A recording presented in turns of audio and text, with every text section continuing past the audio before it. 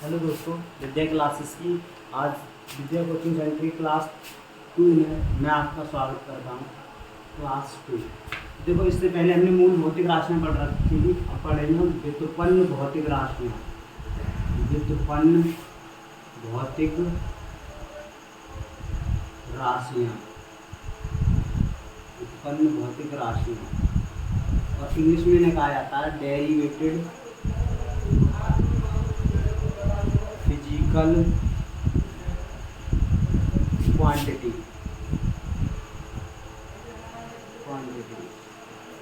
तो देखो, इस व्युत्पन्न में एक व्यू शब्द है, व्यू, और उत्पन्न एक उत्पन्न शब्द है, उत्पन्न। तो उत्पन्न शब्द का मतलब होता है पैदा होना या उनसे मिलकर बना होना। तो ये उत्पन्न शब्द का मतलब क्या होता है? पैदा होना। और व्यू शब्द का मतलब होता है दूसरों से। तो व्युत्पन्न राशियां किन से मिलकर बनी होती है? मूल भौतिक राशियों से। समझना मेरी बात होगा। देखो, व्युत्पन्न शब्द का मतलब होता है पैदा होना, यानी उत्पन्न शब्द का मतलब पैदा होना। किनसे? दूसरों से। तो ऐसी राशियां जो मूल भौतिक राशियों से मिलकर बनी होती हैं, उन्हीं को क्या कहा जाता है? व्युत्पन्न भौतिक राशियां।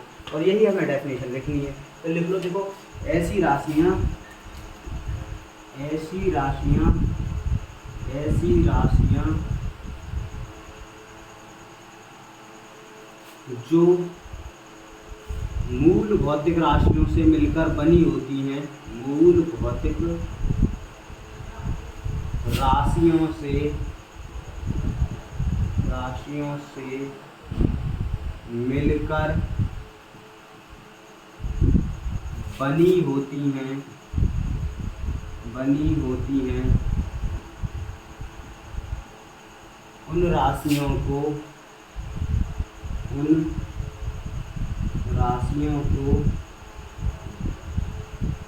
व्युत्पन्न भौतिक राशियां कहते हैं। व्युत्पन्न भौतिक राशियां कहते हैं। ठीक है। एग्जाम्पल देखो, इसके एग्जाम्पल कौन कौन से हैं? एग्जाम्पल तो जिससे समझो चाल।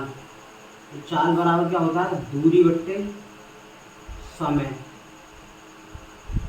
तो दूरी क्या होती है? एक सेकंड में तय की गई कुल लंबाई होती है। ये दूरी क्या होती है? एक लंबाई होती है, एक सेकंड में तय की गई। तो ये लंबाई क्या है? हमारी मूल भौतिक राशि। तो इसीलिए, और देखो, मूल भौतिक राशि है, लंबाई है और समय भी है। तो लंबाई और समय से मिलकर ही तो चाल बनी है। समझना मेरी बातों को। लंबाई और समय से मिलकर क्या बनी है? हमारी चाल बनी है। तो चाल क्या होगी? हमारी व्युत्पन्न भौतिक राशियां। आगे समझ में। अब देखो, दूसरा समझो, वेग। तो वेग बराबर क्या होता है? विस्थापन बट्टे समय अंतराल। इंग्लिश में वेग को कहा जाता है वेलोसिटी। और विस्थापन को क्या कहा जाता है? डिस्प्लेसमेंट। और इसको समय अंतराल को क्या कहा जाता है? Time interval. ठीक है। तो देखो, विस्थापन क्या होता है? यहाँ विस्थापन समझो। तो दो बिंदुओं के बीच की न्यूनतम दूरी क्या कहलाती है? विस्थापन। तो इस विस्थापन का मतलब क्या होता है? एक ये पॉइंट हो गया, एक ये पॉइंट हो गया। इन दोनों बिंदुओं के बीच की जो न्यूनतम दूरी होगी, यानी मिनिमम डिस्टेंस होगी, minimum distance between two consecutive point. और हिंदी में कहें तो हम दो बिंदुओं के बीच की न्यूनतम दूरी, दो बिंदुओं के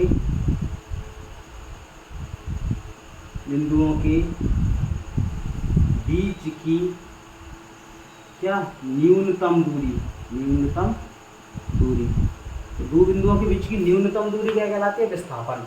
तो देखो, विस्थापन क्या होता है? एक दूरी है, एक दूरी से तो मिलकर बना है विस्थापन, यानी वो लंबाई के टर्म में। और दूरी किसके रूप फॉर्मूला मेजरमेंट की जाती है? लंबाई के टर्म में।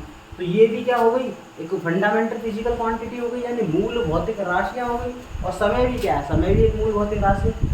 तो समय और विस्थापन से मिलकर ही क्या बना है, हमारा वेग बना है। तो वेग भी हमारा क्या हो गया, एक व्युत्पन्न भौतिक राशियां। ऐसे ही देखो और सारे एग्जांपल लिख लो। त्वरण है, त्वरण यानी एक्सीलरेशन, त्वरण, त्वरण क्या होता है, वेग परिवर्तन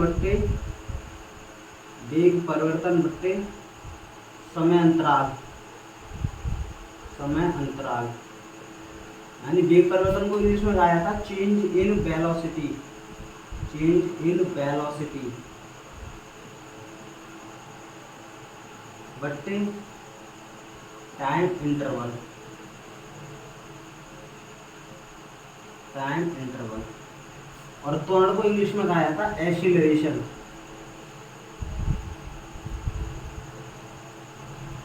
ठीक है, तो देखो एक्सीलरेशन क्या होता है, जो जिस भी वेलोसिटी में, जो भी वेलोसिटी होती है हमारी, उसमें जो टाइम के साथ क्या होता है, वेरिएशन होता है। वेरिएशन मतलब चेंजेस। जैसे सपोज करो हम यहाँ से कहीं की कोई दूरी हमने 20 किलोमीटर पर घंटा की चाल से क्या की, तय की, उसके बाद हमने अपनी चाल को 18 किलोमीटर प्रति घंटा या 15 किलोमीटर प्रति घंटा कर दिया, तो हमारी चाल में क्या हो गया, वेरिएशन हो गया। इस वेरिएशन को क्या कहा जाता है, एक्सीलरेशन किया जाता है। तो दोबारा समझ लो उसकी डेफिनेशन, व्युत्पन्न भौतिक राशियों की ऐसी राशियाँ जो मूल भौतिक राशियों से मिलकर बनी होती हैं, उन राशियों को क्या कहा जाता है, व्युत्पन्न भौतिक राशियाँ। आगे दोस्तों समझ में, अब मैं इसे रख कर दे रहा हूँ, आगे का टॉपिक पढ़ते हैं।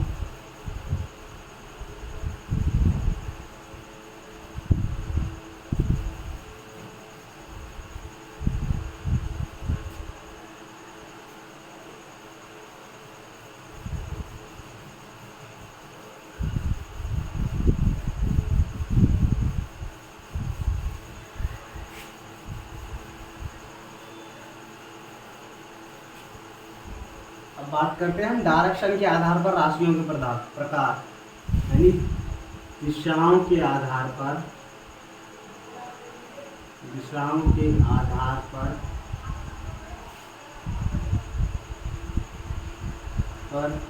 राशियों के प्रकार, राशियों के प्रकार, यानी इंग्लिश में कहें physical quantity,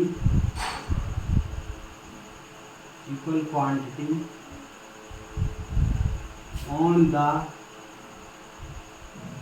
basis of direction, on the basis of direction।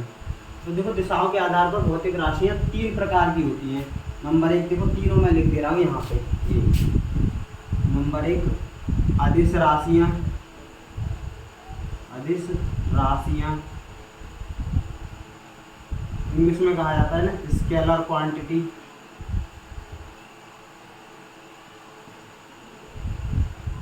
Number दूसरा होता है सदिश राशियां, सदिश राशियां इंग्लिश में कहा जाता है ना वेक्टर क्वांटिटी, वेक्टर क्वांटिटी। क्योंकि इतने सारे मार्कर मैं इसीलिए यूज करता हूँ क्योंकि आपको अच्छे से समझ में आए। क्वांटिटीज। तीसरी होती है प्रदेश राशियां, प्रदेश राशियां, ये प्रदेश राशियां, प्रदेश राशियां। ठीक है, इंग्लिश में कहा जाता है tensor quantity, tensor quantity, tensor quantity कहा जाता है तीनों। ठीक है, तो सबसे पहले हम यहाँ हेडिंग डाल लेंगे अदिश राशियां। तो यहाँ डाल दो सबसे पहले हेडिंग अदिश राशियां, और इंग्लिश में कहा जाता है ना स्केलर क्वांटिटी।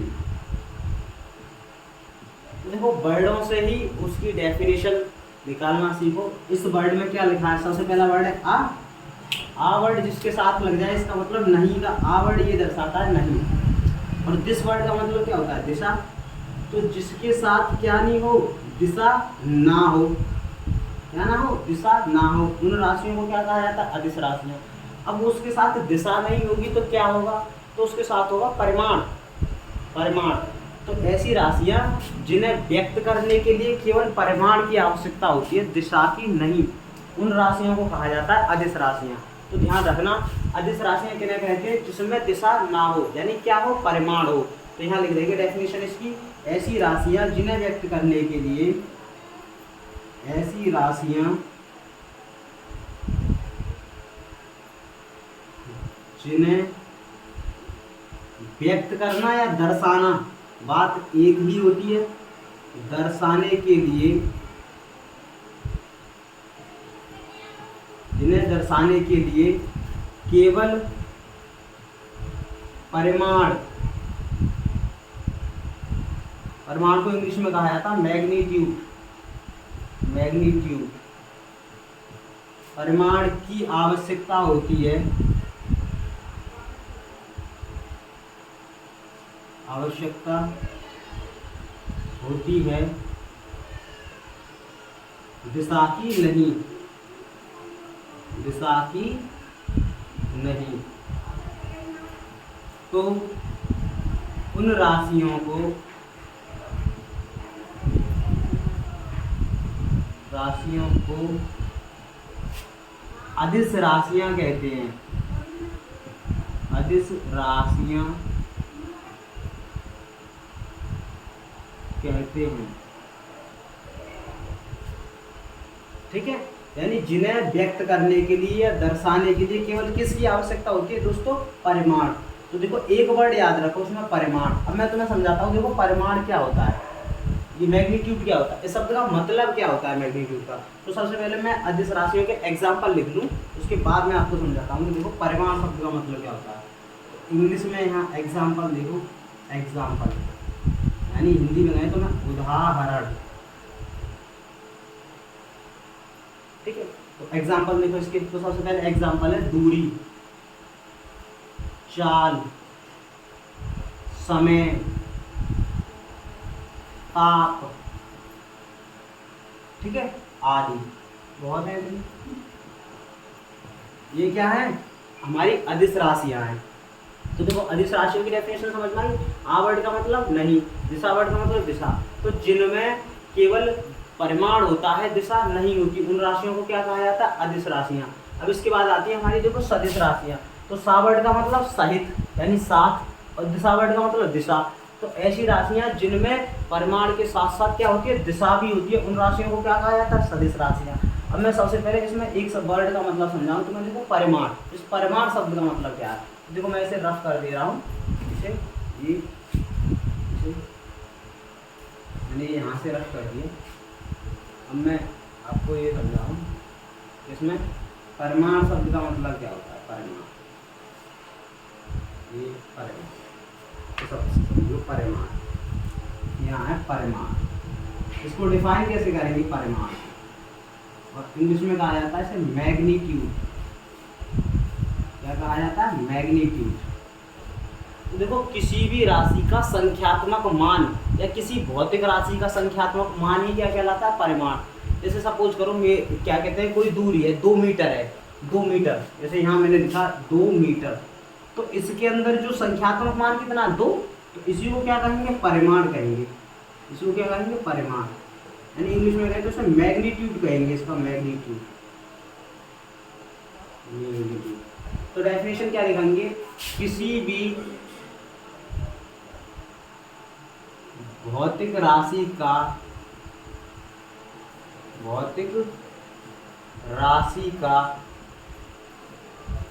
संख्यात्मक मान, संख्यात्मक मान, यानी बात करें हम न्यूमेरिकल वैल्यू, न्यूमेरिकल वैल्यू, उस न्यूमेरिकल वैल्यू को ही क्या कहा जाता है? उस न्यूमेरिकल वैल्यू को ही कहा जाता है परिमाण। न्यूमेरिकल वैल्यू को ही क्या कहा जाता है? परिमाण, यानी मैग्नीट्यूड। क्या कहा जाता है? मैग्नीट्यूड कहा जाता है। अब देखो इसमें एक और वर्ड रह गया, दिशा। 2 वर्ड यही तो रहे। इसका इस दिशा वर्ड का मतलब तुमने समझा ही नहीं, केवल हमने परिमाण शब्द का मतलब समझा कि परिमाण की डेफिनेशन क्या होती है। तो किसी भी भौतिक राशि का संख्यात्मक मान ही क्या कहलाता है? परिमाण। जैसे सपोज करो हमारे पास 3 किलो किसी बॉडी का मास है, यानी द्रव्यमान है, तो इसमें 3 क्या हो गई? ये उसका मैग्नीट्यूड हो गया, मैग्नीट्यूड यानी परिमाण हो गया, ये इसका क्या हो गया? परिमाण। तो ये क्या हो गई? एक मास ही तो हो गई, ये मास क्या है? एक फिजिकल क्वांटिटी हो गई, और इसके अंदर 3 क्या हो गया? 3 उसका मैग्नीट्यूड हो गया, मैग्नीट्यूड। तो वही मैंने डेफिनेशन लिखवाई है कि किसी भी भौतिक राशि का जो संख्यात्मक मान होता है उसी को क्या कहा जाता है? मैग्नीट्यूड। यहाँ तक क्लियर हो गया? अब मैं तो आपको समझाता हूँ। देखो दिशा क्या होती है? दिशा, परिमाण तो हम समझ गए, अब सबसे पहले लिखेंगे दिशा। तो दिशा क्या होती है? देखो अब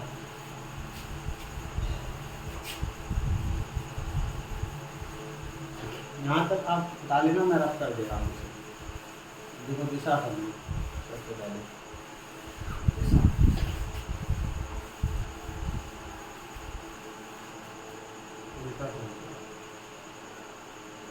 यहाँ मैं हेडिंग डाल दूँ दिशा। दिशा इंग्लिश में कहा जाता है इसे डायरेक्शन। तो दिशा क्या होती है? देखो आज तक आप लोगों ने दिशा की डेफिनेशन पढ़ी होगी या नहीं पढ़ी होगी मैं नहीं कह सकता, लेकिन मैं आपको बता दूँ। एक पर्टिकुलर डिस्टेंस, पर्टिकुलर मतलब विशेष साइड, सॉरी डिस्टेंस मतलब एक पर्टिकुलर साइड, एक पर्टिकुलर साइड जो अनंत दूरी को रिप्रेजेंट करती है, दर्शाती है, उसे क्या कहा जाता है? दिशा। तो मैं यहाँ लिखूंगा एक विशेष साइड, विशेष मतलब पर्टिकुलर, एक विशेष साइड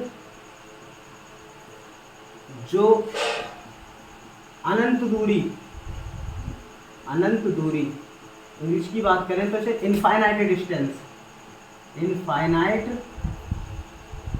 डिस्टेंस, इनफाइनाइट डिस्टेंस को क्या करती है? दर्शाती है, दर्शाती है। उसे क्या कहा जाता है? दिशा कहा जाता है, दिशा से दिशा कहते हैं, ठीक है। तो उसे क्या कहते हैं? दिशा। यानी एक पर्टिकुलर साइड, जैसे सपोज करो, देखो ये हमारी एक पर्टिकुलर साइड हो गई, ये पर्टिकुलर साइड हो गई, और कहाँ तक रिप्रेजेंट कर रही है? ये अनंत दूरी तक, हमें नहीं पता कहाँ तक जा रही है, तो अनंत दूरी को रिप्रेजेंट कर रही है। तो अनंत दूरी को रिप्रेजेंट कर रही है, इसीलिए इसको क्या कहेंगे? एक दिशा। एक ये वाली पर्टिकुलर साइड हो गई, यानी ये एक विशेष साइड हो गई, तो ये अनंत दूरी को रिप्रेजेंट कर रही है, तो इसे भी ये दिशा कह देंगे। एक इधर साइड की साइड हो गई, तो ये भी अनंत दूरी को रिप्रेजेंट कर रही है, तो इसे भी दिशा कह देंगे। अब देखो, अब दिशाओं का रिप्रेजेंटेशन कैसे होता है, यानी दिशाओं को दर्शाते कैसे हम डायग्राम के फॉर्म में, वो मैं आपको समझाऊँ। देखो यहाँ ऐसे करके डायग्राम बनाया है, ऐसे करके। इस वाली दिशा को दर्शाते हैं पूरब, और इंग्लिश में कहा जाता है इसे ईस्ट। और ईस्ट के जस्ट अपोजिट वाली डायरेक्शन की इसे क्या कहा जाता है? पश्चिम। तो इसे क्या कहेंगे? पश्चिम। यानी इसे कहा जाता है वेस्ट। क्या कहा जाता है? इसे वेस्ट। और इसके जस्ट ऊपर वाली डायरेक्शन कौन सी होती है? उत्तर। इसे क्या कहा जाता है? नॉर्थ। और जस्ट इसके नीचे वाली डायरेक्शन क्या होगी? दक्षिण। इसे क्या कहा जाता है? साउथ। अब देखो इनके बीच का एंगल कितना बनता है, तो हर एक डायरेक्शन के बीच में 90 डिग्री का एंगल बनता है, 90 डिग्री का, 90 डिग्री का। यानी हम ये कहें कि हर एक डायरेक्शन, यानी पूर्व, पश्चिम, उत्तर, दक्षिण, ये क्या होती है? एक दूसरे के परपेंडिकुलर होती है। परपेंडिकुलर मतलब लंबवत, यानी 90 डिग्री का एंगल बनाते हुए। अब देखो इनके बीच में कौन सी डायरेक्शन होगी?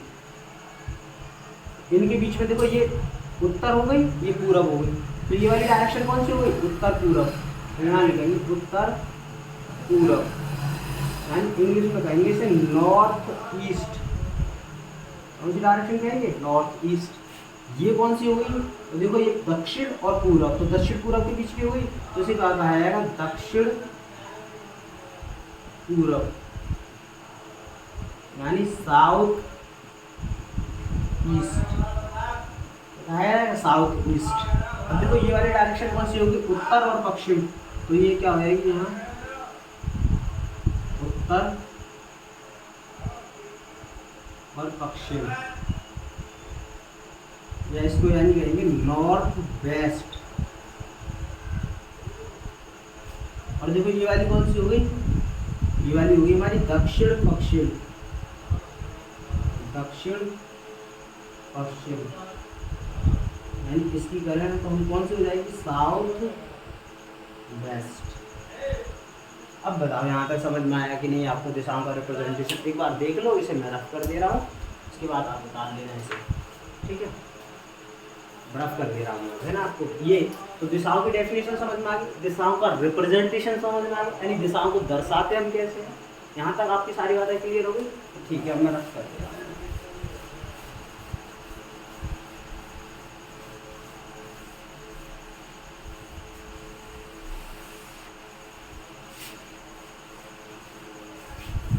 तो देखो दूसरी डेफिनेशन क्या लिखेंगे हम, दूसरी लिखेंगे सदिश राशियां, यानी इंग्लिश में कहते हैं ना वेक्टर क्वांटिटीज। तो देखो इसमें सदिश में सा वर्ड आ रहा है, सा, इस सा वर्ड का मतलब क्या होता है, सात, और दिशा, दिशा आ रहा है, इसका मतलब होता है दिशा। तो जिसमें सात दिशा हो उसको क्या कहा जाता है, सदिश। तो दिशा तो सात है भाई इसमें, और हर एक राशि के अंदर मैग्नीट्यूड जरूर होता है उसका। क्या होता है, मैग्नीट्यूड। मैग्नीट्यूड मतलब परिमाण। तो ऐसी राशियां जिनके अंदर क्या होगा, परिमाण हो और दिशा हो, ये दो चीज तो होगी। यहाँ मैं लिख दूं ऐसी राशियां जिन्हें व्यक्त करने के लिए या जिन्हें दर्शाने के लिए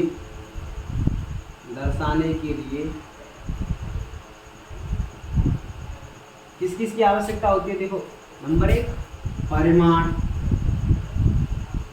परिमाण मतलब मैग्नीट्यूड, मैग्नीट्यूड। और दूसरी और डायरेक्शन, यानी दिशा। दिशा मतलब डायरेक्शन। तो जिन्हें व्यक्त करने के लिए किस किस की आवश्यकता होती है, मैग्नीट्यूड और डायरेक्शन। अब दोनों तो उन्हें और डायरेक्शन, दिशा की आवश्यकता होती है, आवश्यकता होती है। उन्हें क्या कहा जाता है, सदिश राशियां कहते हैं। सदिश राशियां कहते हैं।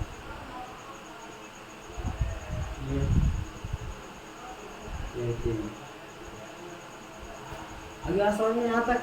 अब देखो सदिश राशियों के एग्जाम्पल, फॉर एग्जाम्पल। देखो एग्जाम्पल कौन कौन से हैं, तो फॉर एग्जाम्पल देखो एग्जाम्पल कौन कौन से। नंबर एक, विस्थापन।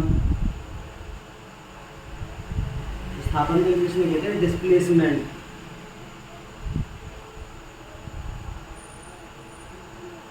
दूसरा वेलोसिटी, यानी वेग, वेलोसिटी।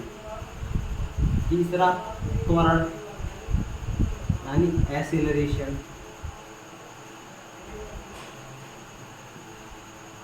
चौथा बल, यानी फोर्स आदि। एक बार लिखना चाहो तो लिख लो चाप, यानी प्रेशर। आगे आंसर समझ में। तो देखो सदिश राशियों की डेफिनेशन, सा मतलब सात, दिशा मतलब दिशा। तो जिसके साथ दिशा, जिन्हें व्यक्त करने के लिए दिशा की आवश्यकता हो, किसके साथ साथ, परिमाण के साथ साथ। तो देखो परिमाण को अंडरलाइन कर लो यहाँ, ये परिमाण, ये हो गया परिमाण, मैग्नीट्यूड, और ये दिशा यानी डायरेक्शन, इसको अंडरलाइन कर लो। तो परिमाण के साथ साथ क्या किसकी आवश्यकता होती है, दिशा की आवश्यकता होती है। तो उसे क्या कहा जाता है, सदिश राशियां कहते हैं। अब इसे मैं रफ कर दे रहा हूँ, इसके बाद हम समझते हैं प्रदिश राशियां, यानी टेंसर क्वांटिटी के लिए कहते हैं।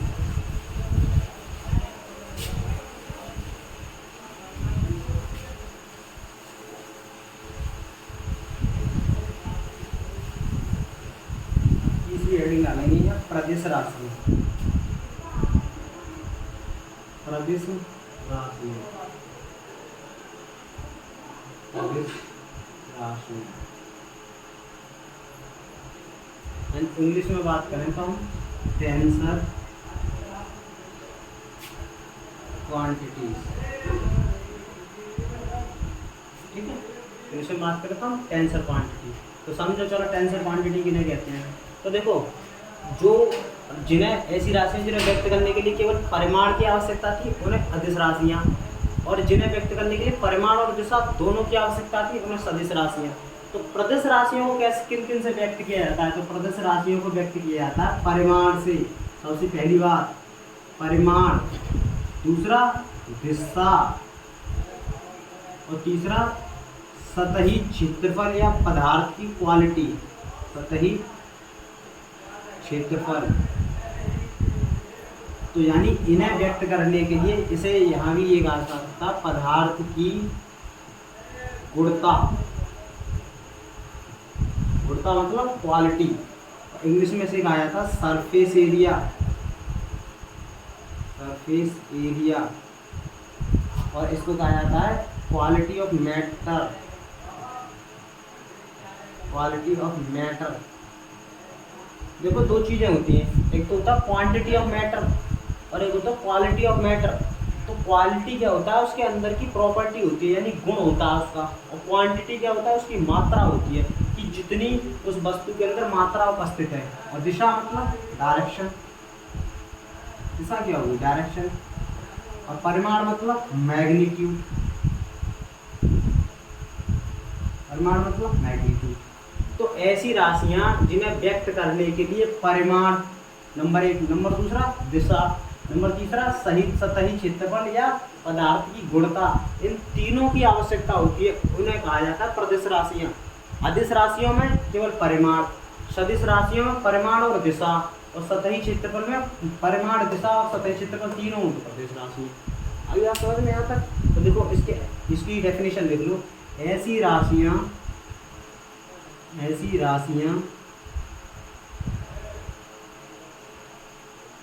जिन्हें दर्शाने के लिए या व्यक्त करने के लिए, किसकी आवश्यकता होती है? नंबर एक परिमाण, परिमाण मतलब मैग्नीट्यूड। नंबर दूसरा दिशा, दिशा मतलब डायरेक्शन।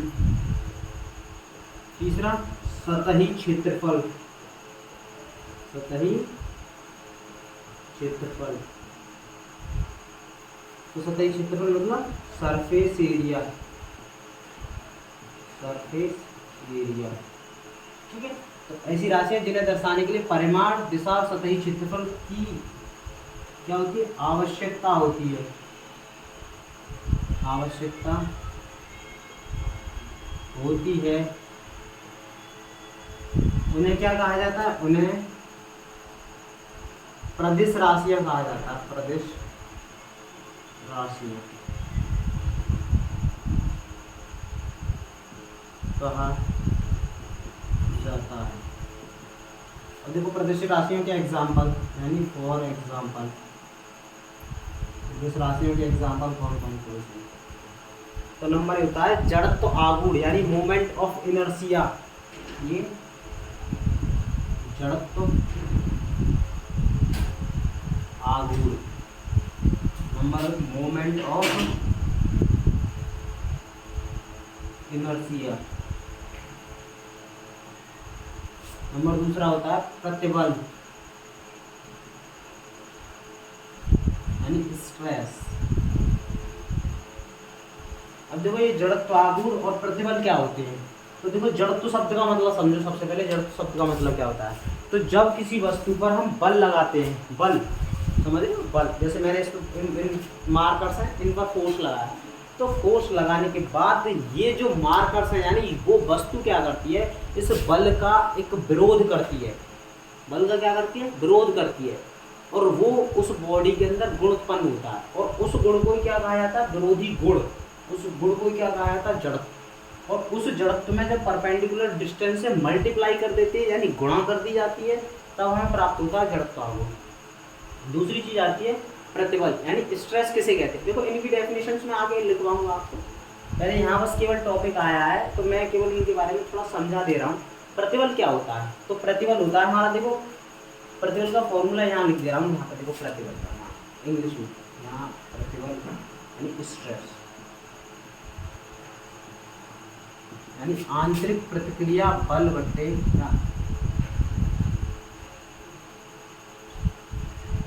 आंतरिक प्रतिक्रिया बल बट्टे अनुप्रस्थ काट का क्षेत्रफल, अनुप्रस्थ काट का क्षेत्रफल। आंतरिक प्रतिक्रिया बल को क्या कहा जाता है? Internal resisting force. और अनुप्रस्थ काट का क्षेत्रफल cross section area, cross section area. तो देखो ये हमारा मार्कर था, ये मार्कर, और इस मार्कर के इस क्रॉस सेक्शन एरिया पर, इस क्रॉस सेक्शन एरिया पर जितना फोर्स कार्य करेगा, जितना आंतरिक प्रतिक्रिया बल कार्य करेगा, आंतरिक प्रतिक्रिया मतलब बॉडी के अंदर से, जैसे मैंने इस पे बल लगाया तो ये बल क्या कर रहा है, इस बल का विरोध करता है एक बॉडी के अंदर से जो गुण या अंदर से जो बल है, उस बल को ही क्या कहा जाता है? आंतरिक प्रतिक्रिया बल कहता है, अगर कहा जाता है। देखो अगर मैं इसको मार्कर पे ऐसे करके मैंने फोर्स लगाया, तो फोर्स लगाने पर क्या इस मार्कर की शेप चेंज हुई? शेप चेंज नहीं हुई। इसका मतलब है कि इस बॉडी पर जो मैंने बाह्य फोर्स लगाया यानी एक्सटर्नल फोर्स लगाया है, उस एक्सटर्नल फोर्स का रेजिस्टेंस कौन प्रदान कर रहा है हमें? ये इंटरनल रेजिस्टिंग फोर्स। अभी तो ये बैलेंस कंडीशन में, इसका शेप ही चेंज नहीं हुआ, इसका डिफॉर्मेशन ही नहीं हुआ।